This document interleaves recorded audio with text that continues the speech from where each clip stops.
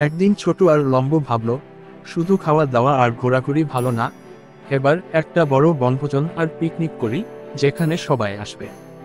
বনের সকল বন্ধুরা থাকবে, সবাই মিলে অনেক মজা করব। তাদের প্রিয় বন্ধু বাঘ মামাকে ডেকে বলল, বাঘ মামা, চল সবাইকে নিমন্ত্রণ করি।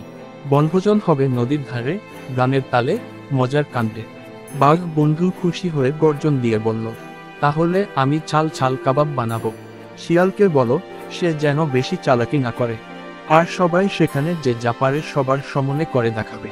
ছোট আর লম্বু রওনা হলো নিমন্ত্রণে। শিয়াল বলল, আমি তো গল্পের গল্প জানি, খাওয়ার পর গল্প শোনাবো, কিন্তু কেউ যেন হা করে না থাকে। খুব মজা করব, দেখো সবাই আমার গল্প শুনে অনেক মজা পাবে। হরিণ বলল, আমি সুন্দর ফুল দিয়ে সবাইকে মালা পরাবো, আর নাচ করব তিরিং বিরিং, সবজি মিলে মজা করব। চিতা বলল, আমি দৌড় প্রতিযোগিতা করাবো, যে জিতবে সে পাবে আমার স্পেশাল ফল স্যালাড। গাধা বলল, আমি গান গাইব, কান ডেকে নিও। হি হি হি, আমি ইউটিউব দেখে নতুন নতুন ডিজে গান শিখেছি। জিরাফ বলল, আমি গাছের ওপর থেকে নারকেল পেড়ে আনবো, পুরো বন কিছুক্ষণ পর পর উঁচু হয়ে সিসি ক্যামেরা মতো পাহারা দিব। বনের কিছু চুরি না হয়। বনের সবাই তো বন ভোজনে ব্যস্ত থাকবে, কারণ সেদিন আমার ছোট হাফ প্যান্টটা চুরি হয়ে গেছে। এটা শুনে বাঘ মামা ছোট ও লম্ব হিহি করে হেসে দিল। আর সিংহ রাজা বললেন, আমি অতিথি হিসেবে যাব, কিন্তু যদি কেউ আমার রসগোল্লা খেয়ে ফেলে তাহলে। খুব পরদিন বনভোজন শুরু হলো। ছোট লম্বু গান গাইছে, বাঘ কাবাব বানাচ্ছে, শিয়াল ঠান্ডা লেবু পানীয় বানাচ্ছে।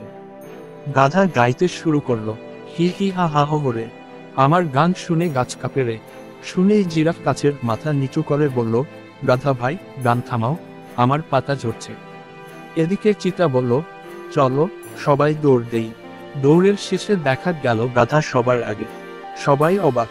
গাধা বলল, আমি প্রথম হয়েছি, আর মনের সুখে গান গাইতে লাগলো। চিতা বলল, এ কি, তুমি তো দৌড়ের বদলে গড়াগড়ি করে এসেছো। হরিণ ফুলের মালা পরিয়ে দিল সিংহ রাজাকে। সিংহ খুশি হয়ে বলল, আজ কেউ যদি আমার রসগোল্লা খায়, আমি মাফ করে দেব।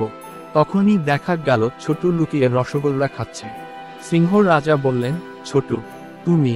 ছোট বলল, আমি শুধু চেক করছিলাম পচা কিনা, বর্তমানে তো সবই ভেজাল।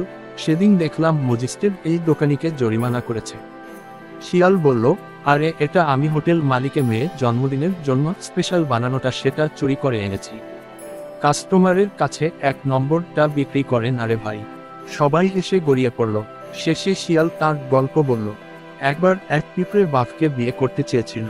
এরপর সে এমন সব ফাজলামি শুরু করলো যে সবাই পেট ধরে হাসতে লাগলো। দিন শেষে সবাই বলল, আজকের দিনটা ছিল হইচই, হাসির হুল্লোড় আর বন্ধুত্বে ভরা। শিক্ষা, বন্ধুত্ব হয় মজার দৃঢ়। বন্ধুদের সাথে সকলে মিলে একত্রিত হওয়া একটা সুন্দর সময় কাটানো, যা বন্ধুত্ব আরও গাঢ়